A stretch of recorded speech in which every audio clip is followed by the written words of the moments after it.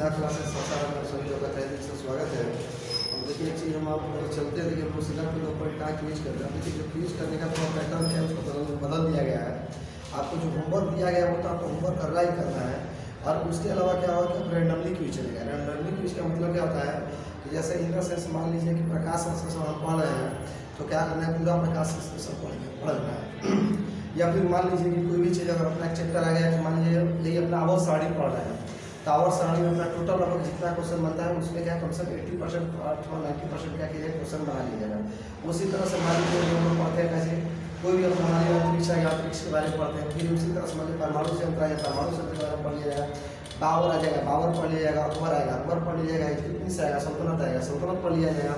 Geography मान लीजिएगा अपना विंड आया, ठीक है, मतलब पवन आया, पवन अपना पढ़ लिया जाएगा। फिर अपना जलधारा आएगा, जलधारा पढ़ लिया जाएगा, महाद्वीप से कुछ रिलेटेड आएगा क्वेश्चन, उसको पढ़ लिया जाएगा।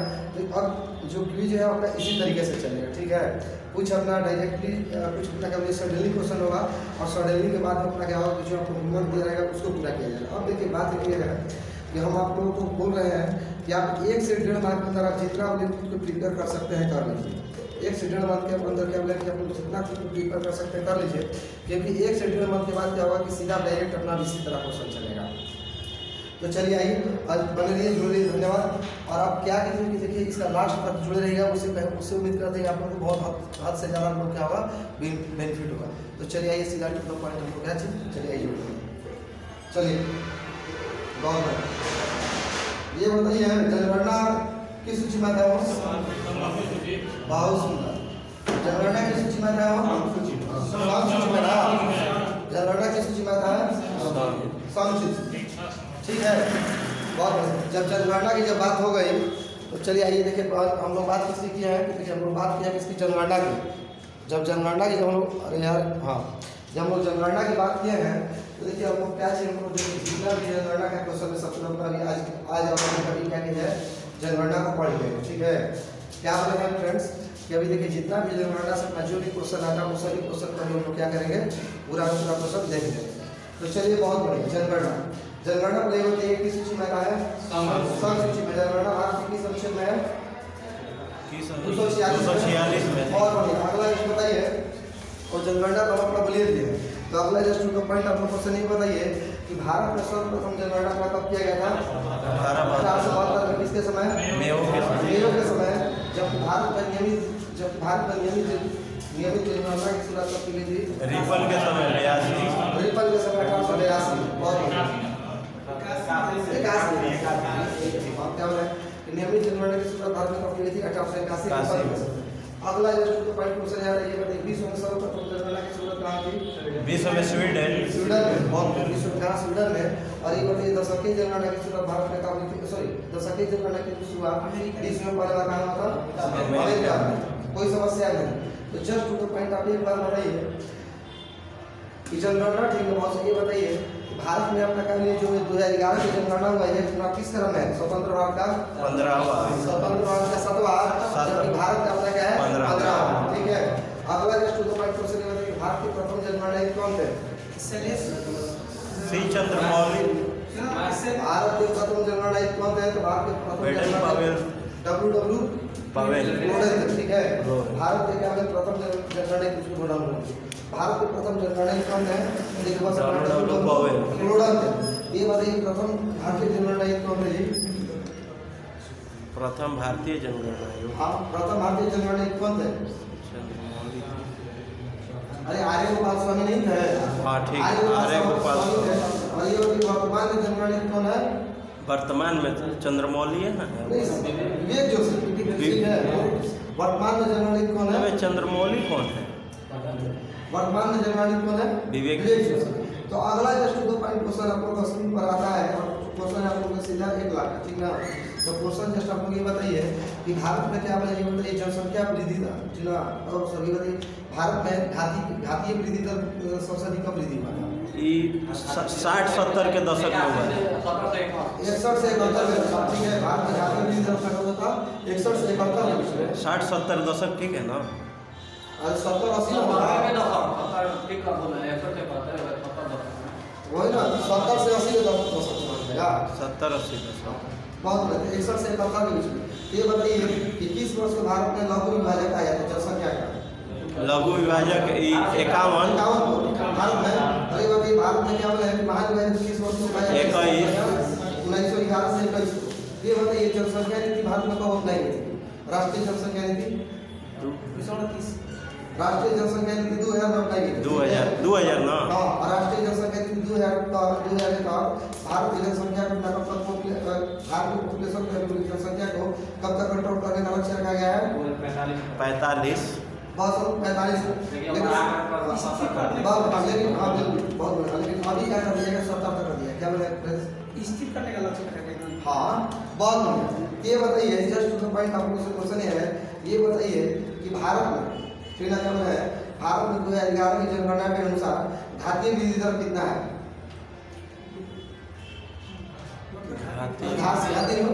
वार्षिक वृद्धि दर कितना है? 2011 की जनगणना के अनुसार भारत का वार्षिक वृद्धि दर कितना है? 17 पॉइंट कुछ है क्या? नहीं, ऑप्शन है कहानी सुने आप लोग चलिए कहानी लेते हैं, ठीक है? क्या हम लोग कहानी लेते जाइए। देखिए जब लोग बात क्या किया है भारत के क्या बोले हैं कि 2011 की जनगणना के अनुसार भारत का वार्षिक वृद्धि दर कितना है? देखिए भारत का वार्षिक वृद्धि दर 2001 की जनगणना में 1.97 था, जबकि वर्तमान में भारत का वार्षिक वृद्धि दर कितना है? 1.64 है, ठीक है? ये बताइए भारत का दशकीय वृद्धि दर कितना है 2011 की जनगणना के अनुसार? 17.7% है।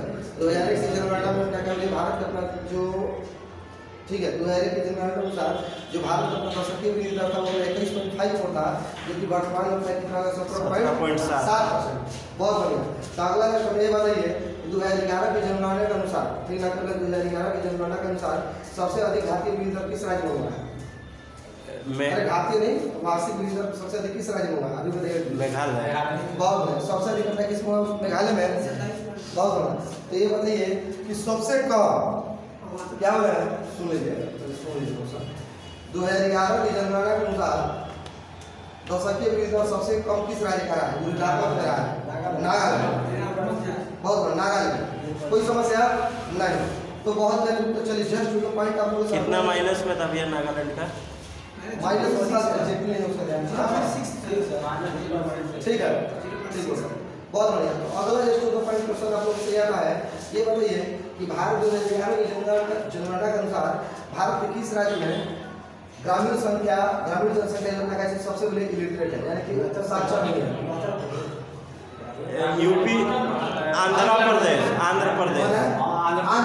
कोई समस्या नहीं। और देखिए जो हम लोग जनगणना पढ़ रहे हैं ना, यहाँ से उम्मीद करते हैं कि 99% अगर क्वेश्चन पूछेगा तो यहाँ से टच हो जाएगा। इसके बाद कोई जनगणना देखने की जरूरत नहीं पड़ेगी। अब आप लोग क्या कीजिएगा कि जैसे मान लीजिए जनगणना नहीं पढ़े, ठीक है, तो आप लोग क्या कीजिए कि यहाँ पर जो भी चैप्टर हम आप लोगों को बताते हैं उस चैप्टर को जाकर अपने घर पर डिटेल्स दीजिए, ठीक है? उसको क्या कीजिए अपने घर पर जाकर डिटेल्स दीजिए। आपको भी देखिए यही बोलेंगे कि आप इसको यहाँ पढ़ने के बाद क्या कीजिए कि आप उस चैप्टर को अपने घर पर या फिर अपने रूम पर अगर याद है तो अच्छी बात है, और यदि नहीं याद है तो आप उसका डिटेल्स कीजिए, ठीक है? चलिए बहुत बढ़िया। तो अब चलिए अगला जो पॉइंट क्वेश्चन आपने बताइए जनगणना के हिसाब से। ये बताइए जनगणना 2011 के अनुसार भारत में टोटल साक्षरता कितना है? 74.04। भारत में कम है टोटल साक्षरता कितना है? 74% लगभग। ये बताइए पुरुष साक्षरता दर कितना है? पुरुष 82 पॉइंट कुछ है। पुरुष साक्षरता दर 80.9%, ठीक है? पुरुष साक्षरता दर कितना है? 80.9% है। जब ये बताइए महिला साक्षरता दर 2011 की जनगणना के अनुसार कितना है? 64.6%। ये कितना है? 64.6%। बहुत बढ़िया। अगला जो पॉइंट ये क्वेश्चन बताइए कि भारत में लिंग अनुपात कितना है वर्तमान में? भारत में लिंग अनुपात कितना है? 943। तो आप ये बताइए कि शिशु लिंग अनुपात कितना है? 918 ठीक है। बहुत शिशु लिंग अनुपात 918 है, ठीक है? शिशु लिंग अनुपात कितना है? 918 है। बहुत बढ़िया। तो देखिए जस्ट टू द पॉइंट आप लोगों से अगला क्वेश्चन आपके स्क्रीन पर आया है, ये बताइए कि भारत में सबसे अधिक लिंगानुपात किस समुदाय का है? सबसे अधिक लिंगानुपात एसटी का। सबसे अधिक किसका है? एसटी का। एसटी में लिंगानुपात कितना है? एसटी में लिंगानुपात जो 990 है, ठीक है? जबकि एससी में लिंगानुपात कितना है? 900 कुछ है। एससी में लिंगा नहीं, एसी में लिंगा अनुपात जो 945 है, ठीक है। ये बताइए 2011 की जनगणना के हिसाब से समझ में आ रहा है जो बोल रहा है? हाँ। ऐसा तो बताइए कि मतलब आप कवरेज आ रहा है, आपको वीडियो मूव करते हैं कि आता ही होगा, बहुत बढ़िया। ये बताइए कि हमने 2011 की जनगणना के अनुसार, ठीक है, भारत में जो टोटल और एसटी कितना परसेंट है? एसटी ना, एक मिनट, एसटी या एसी? बहुत 8.something%, ठीक है। जबकि एसी कितना परसेंट है? एसी 16.कुछ%। एसी अपना कितना 16.something% है। तो आप हमें बताइए कि 2011 की जनगणना के अनुसार, ठीक ना, टोटल भारत में पुरुष की आबादी कितना परसेंट है? 51.53%, ठीक है। कितना है? 51.53%, जबकि महिला आबादी कितना हो जाएगा जी? 49.4%। 48.47 होगा ना? हाँ। 48 में लगभग इसी करीब में 48.47। यहाँ तो हम लोग कोई समस्या नहीं। अब चलिए बहुत बढ़िया, टू द पॉइंट अगला शुरू पर क्वेश्चन ये आता है। अभी तक हम लोग क्या है तो लल्लूपंथी बातें देखे हैं, अभी तक हम लोग क्या देखे थे? लल्लूपंथी बातें देखे थे। अब हम लोग देखिए जस्ट टू द पॉइंट वाली बातें देखते हैं। तो देखिए जब हम लोग बात करते हैं जस्ट टू द पॉइंट वाली बातें, तो देखिए जस्ट टू द पॉइंट वाली बात में हम लोग को क्या क्या ध्यान देना है। अब आते हैं 2011 की जनगणना के हिसाब से कहाँ पर सबसे अधिक लिंग अनुपात है 4 राज्य में, कहाँ सबसे कम लिंग अनुपात है 4 राज्य में, सबसे अधिक जनसंख्या किस राज्य में है 4 राज्य का, सबसे कम जनसंख्या किस राज्य में 4 राज्य का, मतलब यही सब चीज़ हम लोग देखेंगे, ठीक है। अब एक बात बताइए, बहुत सुनो, लिंगानुपात पहले बताइए किस तरीके से निकाला है, बताइए तो जरा। लिंगानुपात? हाँ, बहुत 1000 पर स्त्रियों की संख्या, बहुत बढ़िया। ये बताइए शिशु लिंग अनुपात कितना से कितना है इसका लिए निकला है? 0 से 6। 0 से 6 वर्ष। अब बहुत बढ़िया। और ये बताइए कि किसी भी व्यक्ति को अपना साक्षर कब मनाया जाएगा? किसी व्यक्ति को अपना साक्षर क्या कब मनाया जाएगा? 0 से 7 वर्ष से ऊपर। बहुत बढ़िया। 7 वर्ष से ऊपर वाले व्यक्ति को क्या माना जाएगा? साक्षर। हाँ, अगर वो शिक्षित है तो उसको साक्षर माना जाएगा, कोई समस्या नहीं। अगला just to the point question आप लोग स्क्रीन पर आता है। ये बताइए, आप मुझे बताइए जनसंख्या के हिसाब से भारत में 4 सबसे अधिक राज्य का नाम बताइए। हाँ, उत्तर प्रदेश, महाराष्ट्र, बिहार और पश्चिम बंगाल, ठीक है। यानी कि जनसंख्या में क्या बोले कि सबसे अधिक जनसंख्या किस राज्य का है? उत्तर प्रदेश। बहुत बढ़िया। अब आप बताइए, आप लोग ये बताइए जनसंख्या के हिसाब से सबसे कम 4 राज्य का नाम बताइए। सिक्किम, गोवा, नहीं सुने उसका देखिए क्या है? सिमी आगो, ठीक ना, सिमी आगो, सिक्किम, मिजोरम, अरुणाचल प्रदेश और गोवा। यानी कि अब बताइए, बहुत बढ़िया। यानी ये बताइए भारत में किस राज्य की जनसंख्या सबसे अधिक है? उत्तर प्रदेश। और सबसे कम किसका है? सिक्किम का। कोई समस्या नहीं, बहुत बेहतर। अब देखिए जस्ट टू द पॉइंट, हम आप लोगों का स्क्रीन पर 1 लाख का क्वेश्चन है। क्वेश्चन में जस्ट क्या जाता है, मतलब जस्ट टू द पॉइंट आप लोगों का स्क्रीन पर 1 लाख का क्वेश्चन अब नहीं आ गया। ये बताइए जनसंख्या घनत्व के हिसाब से 4 क्या नाम बताइए सबसे अधिक? बिहार, बहुत बिहार, कोई बताइए कुछ? बिहार के बाद पश्चिम बंगाल, केरल, उत्तर प्रदेश। बहुत बढ़िया। यानी कि कभी जनसंख्या घनत्व सबसे अधिक माने बीपी के फिर से बोलो, ध्यान दीजिए, ठीक है। यानी कि बिहार, पश्चिम बंगाल, केरल और उत्तर प्रदेश जनसंख्या घनत्व का है सबसे अधिक है। यही जानते हैं, यही क्वेश्चन आया होता था एक्साइज सब इंस्पेक्टर 126 का मेंस में क्वेश्चन आया था। मतलब निम्नलिखित में से जनसंख्या घनत्व के फॉर्मूला को सजाएंगे, इसी तरह से दिया था। बहुत बढ़िया। तो just to the point question आप लोग का स्क्रीन पर 1 लाख आता है। और क्वेश्चन ये है, ये बताइए सबसे कम जनसंख्या घनत्व वाले 4 राज्य का नाम बताइए। सबसे कम में ना पहले अरुणाचल प्रदेश, उसके बाद जनसंख्या घनत्व बोल रहे हैं, जनसंख्या नहीं बोल रहे, जनसंख्या घनत्व बोल रहे हैं। मिजोरम में भैया, उसके बाद हाँ मिजोरम है, अरुणाचल प्रदेश, मिजोरम। हाँ फिर देखिए जब बात करते हैं जनसंख्या की तो कहते हैं 4 सबसे कम राज्य का, तो सबसे पहले स्टेट क्या है? अमिसी, अरुणाचल प्रदेश, मिजोरम, सिक्किम तथा मणिपुर, ठीक है। फिर से क्या बोला? अमिसी, ध्यान दीजिए। अरुणाचल प्रदेश, ठीक ना, मिजोरम, सिक्किम और मणिपुर। यानी कि ये भारत के किस राज्य की जनसंख्या घनत्व सबसे अधिक है? सबसे अधिक बिहार के। बिहार सबसे कम किसका बच्चे? अरुणाचल प्रदेश का। बहुत। अब आते हैं जनसंख्या साक्षरता के हिसाब से, ठीक ना, साक्षरता के हिसाब से। तो आप बताइए कि भारत के सबसे 4 क्वेश्चन भारत के 4 जिला बताइए जो सबसे अधिक अपना कैसे साक्षर है, केरल, तमिलनाडु, आंध्र प्रदेश। एक बार किसका बोल रहा है? साक्षर साक्षरता का मतलब ये। हाँ ठीक है। केरल, तमिलनाडु, आंध्र प्रदेश और कर्नाटक, मणिपुर। ठीक है। यानी कि भारत का सबसे अधिक साक्षर राज्य कौन हुआ? केरल। तब अब ये साक्षरता के हिसाब से सबसे कम 4 राज्य क्या बताइए आप लोग? बिहार, उसके उसके बाद राजस्थान है,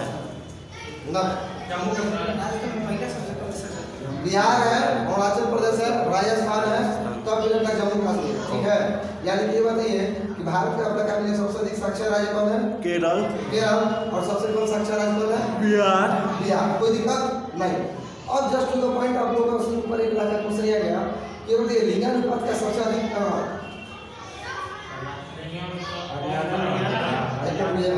लिंगानुपात सबसे क्या बोला है? भारत में किस राज्य में लिंगानुपात सबसे अधिक है? केरल के। तो चलिए लिंगानुपात में 4 जरा कौन सा जान लीजिए? केरल, तमिलनाडु। अच्छा इसमें तमिलनाडु है लिंगानुपात में। केरल, तमिलनाडु है ना, फिर आंध्र प्रदेश है, तब कर्नाटक है। किसमें बोले? लिंगानुपात में ना। बहुत बढ़िया। साक्षरता में हम क्या बोले जरा बताइए तो? साक्षरता में आप बोले केरल, उसके बाद तमिलनाडु। नहीं। केरल के बाद मिजोरम होगा। नहीं सुनिए, साक्षरता में गलत एक चीज सुनिए। साक्षरता में एक अपना डेटा मिसमैच हो गया है। साक्षरता की देखिए जब हम बात करते हैं तो सबसे अधिक अपना साक्षर 4 राज्यों में हो जाएंगे। केमी गोत्री, ठीक है। कौन? केमी गोत्री। यानी कि केरल, मिजोरम, गोवा और त्रिपुरा। ठीक है। केरल, मिजोरम, गोवा और त्रिपुरा 4 राज्य में सबसे अधिक शिक्षित है। तो आप बात ये सब 4 राज्य में शिक्षित कौन कौन से है? अशिक्षित में बिहार, अरुणाचल प्रदेश, राजस्थान और जम्मू कश्मीर। कोई समस्या नहीं। बहुत बढ़िया। यहाँ तक तो कोई दिक्कत नहीं है। अब बेहतरीन बहुत बढ़िया टू द पॉइंट आप लोगों का स्क्रीन के ऊपर कहाँ? आप लोगों का स्क्रीन के ऊपर। तो देखिए जब आप लोग जब स्क्रीन के ऊपर की जब बात किया जाए तो जस्ट देखिए क्या होता है। बात में आप लोग का स्क्रीन पर एक लाख क्वेश्चन रहता है। हाँ तो लिंगानुपात भारत के लिंगानुपात के हिसाब से भारत के 4 राज्य क्या बताइए? लिंगानुपात में ना केरल, तमिलनाडु, कर्नाटक ना, आंध्र प्रदेश और तब कर्नाटक। केरल, तमिलनाडु, आंध्र प्रदेश और मणिपुर। अच्छा मणिपुर है। मणिपुर क्या बोले हैं? जनसंख्या के हिसाब से सबसे अधिक 4 राज्य में कौन है? केरल। लिंगानुपात ना। लिंगानुपात यानी कि सबसे अधिक क्या बोले? लिंगानुपात में भारत के कौन से 4 राज्य हैं? केरल। और यही बताइए कि लिंगानुपात में सबसे कम कौन सा राज्य आप बताइए? कोई बताइए? हरियाणा के बाद है जम्मू कश्मीर, तब है सिक्किम, तब पंजाब, तब फिर अपना पंजाब। कोई समस्या? कोई दिक्कत नहीं। बहुत बेहतरीन। अब जस्ट टू द पॉइंट आप लोग क्वेश्चन आता है कि भारत के किस राज्य का शिशु लिंगानुपात सबसे अधिक है? क्या भैया? भारत के किस राज्य का शिशु लिंगानुपात सबसे अधिक है? शिशु लिंगानुपात ना अरुणाचल प्रदेश। और सबसे कम किसका है? सबसे कम हरियाणा का है। सबसे कम हरियाणा का। कोई समस्या नहीं। बहुत बेहतरीन। अब देखिए जस्ट टू द पॉइंट में हम लोग एक लाख की बात क्या करते हैं तो आप हमें ये बताइए कि भारत के किस राज्य में सबसे अधिक ग्रामीण जनसंख्या है? ग्रामीण जनसंख्या ना हिमाचल प्रदेश। हिमाचल प्रदेश। बहुत सुंदर। अब भारत के बताइए किस राज्य में सबसे अधिक क्या नगरीय जनसंख्या सबसे अधिक है? नगरीय जनसंख्या गोवा में। नगरीय जनसंख्या से हिमाचल क्वेश्चन सुनिए आपको सवाल में सर। भारत में क्या बोले सबसे अधिक क्या बोले? ग्रामीण जनसंख्या। ग्रामीण जनसंख्या प्रतिशत में सबसे अधिक है हिमाचल। हाँ ठीक है। और नगरीय जनसंख्या का प्रतिशत में सबसे अधिक गोवा में। ठीक है। जबकि नगरीय जनसंख्या सबसे अधिक किस राज्य में है? महाराष्ट्र में। बहुत बढ़िया। ऐसे भैया ग्रामीण जनसंख्या सिक्किम में। सिक्किम नहीं, उत्तर प्रदेश ना। सिक्किम भैया हमको उत्तर। चलिए आप ये बताइए न्यूनतम नगरीय जनसंख्या किस राज्य का है? न्यूनतम नगरीय सिक्किम। बहुत बढ़िया। ये बताइए कि सबसे अधिक एससी सबसे अधिक एससी भारत के किस राज्य में रहते हैं? सबसे अधिक एससी ना एससी रहते हैं पंजाब में। नहीं भैया उत्तर प्रदेश में। परसेंटेज में कहेगा तो पंजाब। उत्तर प्रदेश पंजाब। अरे थोड़ा सा सबसे अधिक एससी। ठीक ना? सबसे एससी का मतलब क्या है? Schedule caste. ठीक है। अनुसूचित जाति। ये बताइए सबसे अधिक अनुसूचित जाति यानी कि एससी सबसे अधिक कहाँ है? उत्तर प्रदेश में। जबकि एससी का सबसे अधिक प्रतिशत कहाँ है? एससी का प्रतिशत पंजाब में। पंजाब में। अब बताइए सबसे अधिक भारत के किस राज्य में एसटी रहते हैं? एसटी ना एसटी एमपी यानी कि अनुसूचित एससी का मतलब एसटी का मतलब क्या होगा? अनुसूचित जनजाति, शेड्यूल्ड ट्राइब्स। बहुत एसटी सबसे अधिक कहाँ है? मध्य प्रदेश। मध्य प्रदेश में। ये बताइए एसटी का प्रतिशत सबसे अधिक कहाँ है? प्रतिशत है शायद भैया मिजोरम का। बहुत बढ़िया, बहुत बढ़िया, हाँ बहुत बढ़िया। क्या वो प्रतिशत इससे अपना सबसे अधिक कहाँ है? मिजोरम। मिजोरम। यहाँ पर लोगों की समस्या नहीं। और जानते हो भैया केंद्र शासित प्रदेश में एससी नहीं दिल्ली में हो जाएगी। माथा हिला है बोल रहे भाई। अब बताइए भारत के किन किन राज्यों में एससी नहीं है? किन किन राज्यों में एससी नहीं है? हाँ। अरुणाचल प्रदेश, उसके बाद मिजोरम एगो है का, नागालैंड। सुनिए क्या बोले भारत के बोले किन किन राज्यों और तथा केंद्र शासित प्रदेशों में एससी नहीं है यानी कि शेड्यूल कास्ट नहीं है यानी कि अनुसूचित जाति नहीं है। तो देखिए कौन है जी? देखिए ठीक है पॉइंट सीधा हम पहले बात करें तो कहते हैं जी अरुणाचल प्रदेश, नागालैंड, लक्षद्वीप तथा अंडमान एंड निकोबार। ठीक है, इन चारों जो पकड़े का लिए एससी नहीं है। अब बताइए भारत के किन किन राज्य तथा केंद्र शासित प्रदेश में एसटी नहीं है? तो पंजाब, हरियाणा, चंडीगढ़, नई दिल्ली, दिल्ली हाँ, और पुदुचेरी। पुदुचेरी ठीक है। यानी कि टोटल ये 5 जगह क्या कोई भी एसटी नहीं है, कोई समस्या नहीं। और हम जानते हैं जो पॉइंट क्या है तो देखिए जस्ट हम लोग आए जो पॉइंट अपना हाँ। और देखिए जस्ट ये पॉइंट हम कहाँ रहे हैं तो देखिए जस्ट पॉइंट हम कहाँ रहे 1 लाख का बात है और 1 लाख की बातें पर तो पॉइंट में आते हैं तो आप लोग जस्ट यहीं से क्वेश्चन हम ये बता दीजिए। बहुत बढ़िया। हाँ तो यहीं से जस्ट आपको हम ये क्वेश्चन बता दीजिए कि अब देखिए हम लोग आते हैं कहाँ केंद्र शासित प्रदेश में। ठीक है कहाँ थे डियर? अब हम लोग देखिए आते हैं केंद्र शासित प्रदेश में। तो चलिए आइए ये बताइए केंद्र शासित प्रदेश में सबसे अधिक जनसंख्या कौन किसका है? केंद्र शासित प्रदेश सबसे अधिक दिल्ली का है। दिल्ली का। और न्यूनतम जनसंख्या किसका है? अंडमान निकोबार, लक्षद्वीप। लक्षद्वीप न्यूनतम जनसंख्या किसका है? लक्षद्वीप। ठीक है। ये बताइए केंद्र शासित प्रदेश में सबसे अधिक जनसंख्या घनत्व किसका है? सबसे अधिक जनसंख्या घनत्व तो दिल्ली का ही है। जबकि न्यूनतम जनसंख्या घनत्व किसका है? ये है अंडमान निकोबार। ये अंडमान निकोबार। अब बताइए केंद्र शासित प्रदेश में सबसे अधिक साक्षरता किसका है? सबसे अधिक साक्षरता लक्षद्वीप का है। जबकि सबसे न्यूनतम साक्षरता किसका है? दादर एवं नागर हवेली। यहाँ तक हम लोग को इशू नहीं। बहुत बढ़िया। अब बताइए केंद्र शासित प्रदेश केंद्र शासित प्रदेश में सबसे अधिक लिंगानुपात किसका है? सबसे अधिक लिंगानुपात तो पुदुचेरी का है। ठीक है। केंद्र शासित प्रदेश में सबसे अधिक लिंगानुपात किसका है? पुदुचेरी का। जबकि सबसे कम किसका है? वही चंडीगढ़, दमन एंड दीव का। ठीक है सबसे कम किसका है? दमन एंड दीव। यहाँ का कोई समस्या इशू नहीं ना? चलिए बहुत बढ़िया। और देखिए जस्ट टू द पॉइंट हम लोग देखिए जस्ट टू द पॉइंट क्या बोले हैं अब आपसे देखिए अगला क्वेश्चन क्या बोले लिखिए अपना बोले तो आप लोग ये बताइए कि किस केंद्र शासित प्रदेश में सबसे अधिक एससी है? सबसे अधिक एससी तो चंडीगढ़ में। सबसे अधिक एससी है दिल्ली में। अरे हाँ यार दिल्ली में वही अधिक एससी का है दिल्ली में। तो चलिए आज हम लोग क्या करते हैं जनगणना जो चैप्टर था उम्मीद करते हैं कि इसे 90% से ऊपर आप लोगों को क्वेश्चन करा चुके हैं।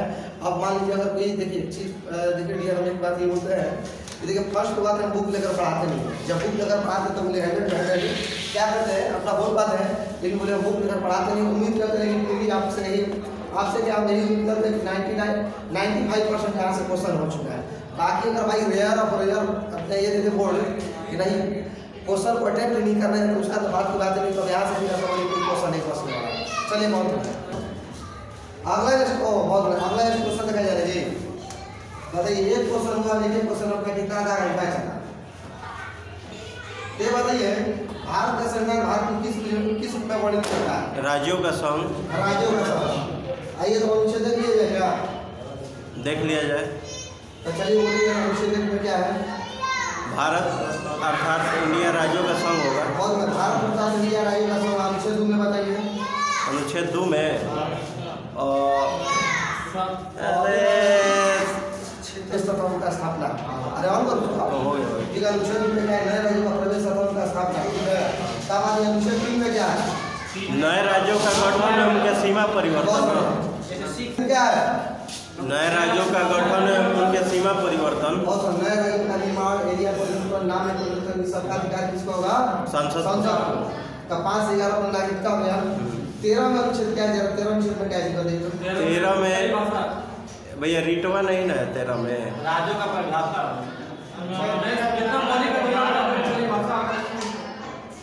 अनुच्छेद 13 मूल अधिकार के संबंध में राज्यों की परिभाषा। ठीक है, 14 बता दीजिए, विधि के समक्ष समानता। बहुत अनुच्छेद 335 बता दीजिए, डायरेक्ट रैंडमली आप लोग से अनुच्छेद रैंडमली पूछ रहे, आप लोग बताइए। ठीक है, चलिए अनुच्छेद 335 बताइए। 335 आप 335 ना अनुच्छेद 335 बताइए। अनुच्छेद 335 किससे है, बोलिए। अनुच्छेद 335 है कि उच्च न्यायालय का जो अपना क्या बोले, उच्च न्यायालय का क्या बोले, नियंत्रण अपना अधीनस्थ न्यायालय पर। ठीक है, अनुच्छेद 335 है। तो अधीनस्थ न्यायालय के न्यायाधीशों की नियुक्ति कितना में, अधीनस्थ न्यायालय की 233 से न्यायाधीशों की नियुक्ति तो किस न्यायालय की, 3 न्यायालय, कौन सा न्यायालय, सिविल कोर्ट वाला जैसे 233 है, 233 ना। बहुत है, हम कितना बोले 335 बोले ना, बहुत बढ़िया। अनुच्छेद 235 हम गलती बोल गए ना, 235 जो अपना क्या बोले, उच्च न्यायालय का बोले निम्न न्यायालय पर नियंत्रण। बहुत बढ़िया, तो 335 आप लोग बताइए ना नहीं याद हाँ, आरक्षण वाला है। बहुत सुंदर जगह निकला के बात बोले हैं, एकदम बहुत सुंदर बात बोले हैं, निकला के बात बहुत सुंदर। जितना भी बोलिए उतना कि सरकारी नौकरियों में जो आरक्षण दिया जाता है वह अनुच्छेद 335 के तहत से दिया जाता है।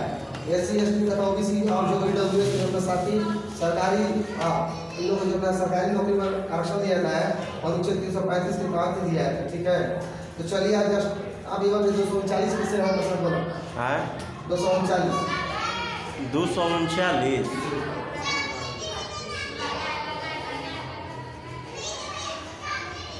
बताइए 239 बताइए।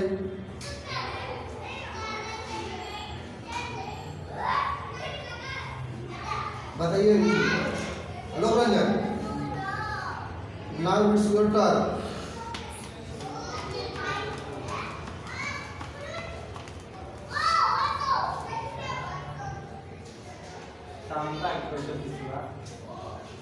नहीं भैया 239 दिल्ली वाला जो क्षेत्र है उसको दर्जा नहीं ना दिया गया है ना, एक अनुच्छेद में भी दिया गया है, इस अनुच्छेद में उसको रखा गया है। नहीं बता, उसमें क्या है, भारत के जितने भी संशासित प्रदेश ठीक ना, उन पर बोलिए नियंत्रण क्या चाहिए, राष्ट्रपति, उन पर क्या बोलिए, उन पर शासन अपना राष्ट्रपति करेगा या फिर अपना बोलिए जहाँ पर मुख्यमंत्री और उनकी नियुक्ति राष्ट्रपति करेगा। ये अनुच्छेद 240 बहुत छोड़ो तो हम क्या अनुच्छेद। चलिए अगला क्वेश्चन बताइए, शुद्ध ग्रह किसके बीच पाया जाता है, मंगल और बृहस्पति। मंगल और बृहस्पति के बीच में। ये बताइए शुद्ध ग्रह हो गया मंगल और बृहस्पति का। मंगल के बारे में मसले बताइए हो,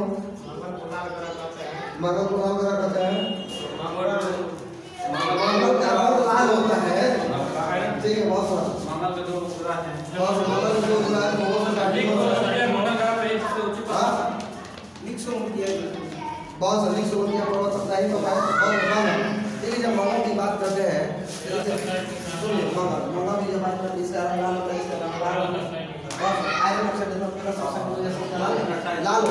इसके 2 रंग का क्या बोलिए, प्रमुख अपना ग्रह है सोर्स और डिमोस। ठीक है, और डिमोस जो अपना क्या बोलिए कि अपना वायुमंडल, डिमोस जो है क्या बोलिए हमारे वायुमंडल का, हमारे आकाश गंगा का क्या बोलिए सबसे छोटा है। अगला नहीं अगला क्वेश्चन क्या आता है, अक्षीय झुकाव। ठीक ना, किस ग्रह का अक्षीय झुकाव पृथ्वी के समान, मंगल का ही है। कितना 25 डिग्री। तो 25 डिग्री। तो ये बताइए कि किस ग्रह पर, ठीक ना, पृथ्वी के समान ही क्या बोलिए, पृथ्वी के समान ही जलवायु पाई जाती है? मंगल पर। मंगल ग्रह। मंगल ग्रह पर देखिए क्या बोलिए, हमारे मंगल ग्रह पर क्या बोलिए, ये हमारे क्या बोलिए जो आकाशगंगा है उसका सबसे ऊंचा पर्वत पर नीक सुलभ है, यानी कि नीक सुलभ यह पर्वत का है मंगल पर। और क्या बोलिए कि सबसे अपना क्या बोलिए कि बड़ा और ऊंचा जल क्या है, तो यहीं पर है, जिसका नाम क्या है, ओलिम्पस में। तो ओलिम्पस में से कहाँ है, नीक सुलभ। ठीक है, कोई समस्या नहीं। अब एक बात बताइए, पृथ्वी के समान चुंबकीय अक्ष किस ग्रह पर पाया जाता है? मंगल पर। ठीक है, बहुत कौन है, पृथ्वी के समान चुंबकीय अक्ष किस पर पाया जाता है? मंगल पर। बहुत चलिए मंगल ग्रह पर। तो ये मंगल ग्रह पर उतरने वाला पहला अंतरिक्ष यान का नाम क्या था? वाइजर 1। तो मार्क कुछ था क्या? मार्स 2। बताइए कुल्लू परियोजना किस नदी पर है? झेलम। झेलम नदी। और बैठते तो चलिए थोड़ा कुछ अपना परियोजना हो जाए। हाँ, क्या कुछ अपना परियोजना हो जाए तो चलिए बहुत जल्दी जब हम कुछ अपना परियोजना की बात करते हैं तो आइए जस्ट टू द पॉइंट आप लोगों से 1 लाख का क्वेश्चन है। कितना है? 1 लाख का क्वेश्चन है। तो आप लोग ये बताइए बारगी परियोजना किस राज्य में है? बारगी परियोजना। हाँ, अरे हाँ भैया, बारगी परियोजना कर्नाटक में है का भैया? बारगी परियोजना अपना क्या बोलिए, बारगी नदी पर ही है, एमपी में। ठीक है, अच्छा, हाँ, बारगी परियोजना बारगी नदी पर कहाँ है? मध्य प्रदेश में। एक एमपी है कि छत्तीसगढ़ है? बारगी वही है सर, क्या मध्य प्रदेश। रुक जाइए, चलिए तो यहाँ तक तो कोई दिक्कत नहीं ना है? नहीं तो चलिए अच्छा, तो अगला क्वेश्चन बताइए, हंसदेव बांगो परियोजना क्या बोले, हंसदेव बांगो परियोजना किस नदी पर है? हंसदेव बांगो परियोजना ना, हाँ, ये किस नदी पर है? हाँ, हंसदेव बांगो परियोजना किस पर है? वही अपना हंसदेव बांगो नदी पर आई छत्तीसगढ़ में। ठीक कहाँ है? छत्तीसगढ़ में। बहुत बेहतर। तो अगला स्टूडेंट ये मचकुंड परियोजना किस राज्य में है? मचकुंड। आप उससे लाभान्वित होने वाला राज्य कौन कौन से है? अच्छा, पंजाब और झारखंड। ठीक है, मचकुंडे नदी पर है। मचकुंड परियोजना जो मचकुंड नदी पर है और इसे लाभान्वित होने वाला राज्य उड़ीसा और आंध्र प्रदेश है। ठीक है, इसे लाभान्वित होने वाला राज्य कौन सा है? उड़ीसा और आंध्र प्रदेश। आप ये बताइए दंडकारायण परियोजना से लाभान्वित होने वाला, दंडकारायण परियोजना से लाभान्वित होने वाला राज्य कौन कौन से है? दंडकारण्य से ना, उड़ीसा और मध्य प्रदेश। बहुत सुंदर। दंडकारायण से लाभान्वित होने वाला राज्य कौन कौन सा है? उड़ीसा और एमपी। ठीक है, आप छत्तीसगढ़ और एमपी। ये भैया दंडकारण्य से भैया दंडकारायण परियोजना से लाभान्वित राज्य कौन कौन सा है? उड़ीसा और एमपी। उड़ीसा और एमपी। बहुत बढ़िया। तो बताइए हो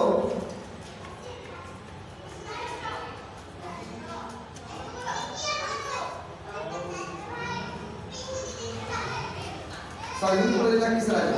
का भैया? सरहिंद परियोजना किस राज्य में? सरहिंद परियोजना ना, सरहिंद परियोजना। बहुत सुंदर।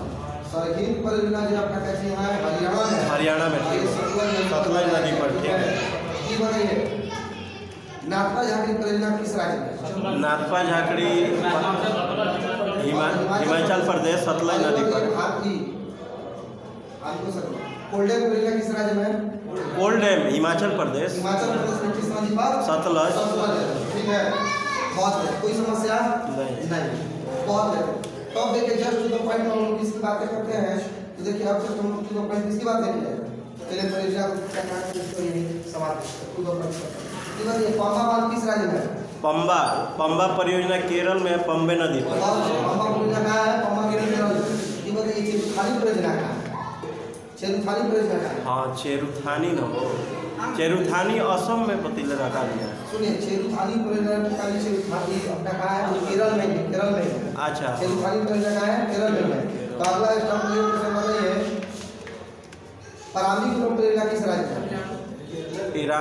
पराम्बीकुलम तब केरल में ही है। पराम्बीकुलम छोटी-छोटी आठ नदी को बनाया है। ठीक है, और वो अभ्यारण्य परियोजना नहीं हो सकता है। बहुत बढ़िया। ताप ऊर्जा को ये बताइए 3 बांध किस नदी पर है? रावी रंजीत सागर बांध किस नदी पर है? रंजीत सागर राविये पर है। और कौन बांध किस नदी पर है? ब्यास पर। चमेरा बांध किस नदी पर है? ब्यासे पर है। मांडी से मांडी परियोजना किस पर है? मांडी भी ये एथी पर है, मांडी ना ब्यास पर। ठीक है, मांडी परियोजना किस पर है? ब्यास पर। तो जस्ट 2 पॉइंट आपको इस पर ही चलिए उसको छोड़िए आगे। चमेरा ब्यास कॉल हो रहा। हां पहले ये तो बात है। हाँ तो चलिए अगला इसका क्वेश्चन बताइए। बाबरनामा के लेखक कौन है? बाबरनामा के लेखक बाबर। बाबर का लेखक कौन है? बाबर। तो चलिए बाबर के बारे में थोड़ा कुछ बताइए। मुगल वंश का संस्थापक था। भारत में 5 बार आक्रमण किए थे। भारत में 5 बार आक्रमण किया था। पानीपत का प्रथम युद्ध सबसे पहले भी एक युद्ध है। कौन बोलिए?